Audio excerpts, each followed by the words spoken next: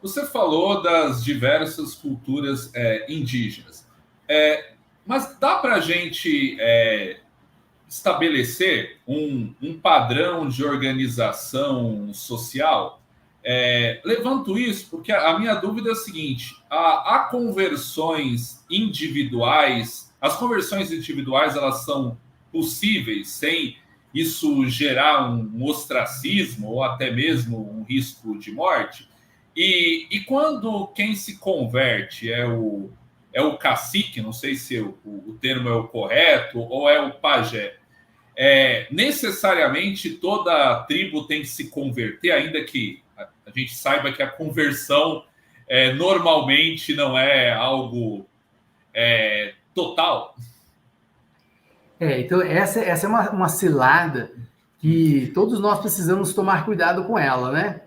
Então, quando o líder ele converte, né, uma liderança religiosa, uma liderança ali, vamos dizer assim, política da comunidade converte, é lógico que as portas se abrem. Nessas sociedades animistas, elas são coletivas. Então, quando o pai, igual o judeu na Bíblia, né, gente? Quando o pai se converte, a família vinha junto. Não tinha essa discussão ali. É claro que o evangelho é apresentado individualmente, em algum momento vai ter que se fazer, né, essa caminhada, até porque o nosso chamado é para fazer discípulos, né?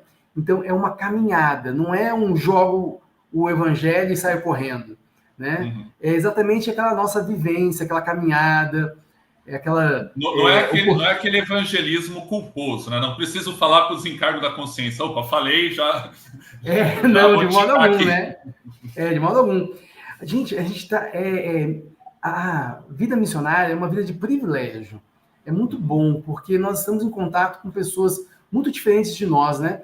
A gente vai aprender muito com eles. São maneiras de ver o mundo que vão enriquecer a nossa maneira também. A gente aprende.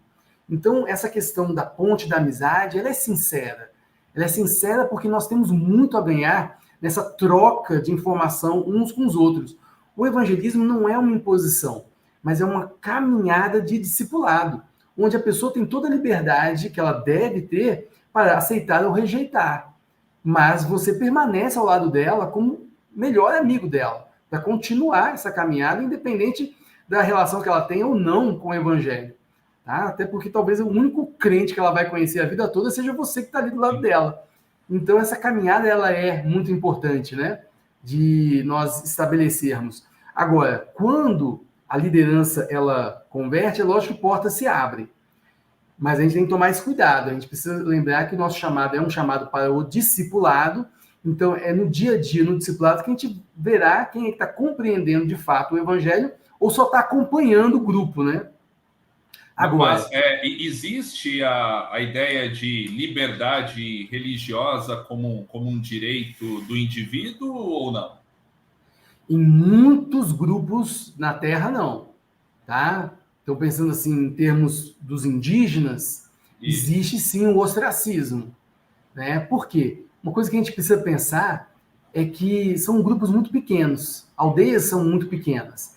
Então, ao contrário do que acontece com a gente, que converte, a gente se perde na cidade, ninguém sabe quem somos nós, né?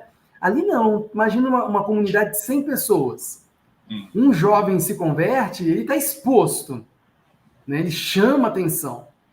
E aí, como que é? Todas as danças são espirituais, todos os ritos são de apaziguamento da ira dos espíritos. E você não quer mais se envolver com isso. Então, você está se expondo ali. Aí, o que, que acontece? Nós temos exatamente em algumas regiões colocado a necessidade, a existência dessas lideranças indígenas convertidas, como o pastor José, que apareceu aí agora. Então, Uhum. ele é uma liderança indígena numa cidade onde vários jovens indígenas têm convertido e eles precisam desse apoio. Eles precisam encontrar um indígena já maduro, como cristão, que os apoie, que os abrace, né? Um indígena que, por ser indígena, entende eles e vai ter um livre acesso também às aldeias, não vai ser visto como alguém que está impondo uma religião, né, uma coisa imperialista, colonialista, né? Não, ele é parente. E ele vai poder falar, olha, continuo índio e sou cristão agora. mas continua indígena. Né? Então, esse trabalho todo a gente precisa levar em conta, porque quando acontecem as conversões, e as conversões elas acontecem em grande número no meio dos jovens, eles precisam realmente de um apoio, de uma ajuda. Mas quando o chefe da tribo se converte, todos são obrigados a se converter, pelo menos no aspecto formal, ou nesse caso o próprio chefe ele pode perder esse status? Então, acontecem situações em que ele perde o status, né? Então, depende muito da situação. Às vezes, há pressões externas que não vão deixar que essa conversão se manifeste. E quando eu falo pressões externas, às vezes do governo, ONGs, né? Outros grupos de fora que não querem essa transformação. Então, ele pode perder o status para que a aldeia se mantenha como era antes.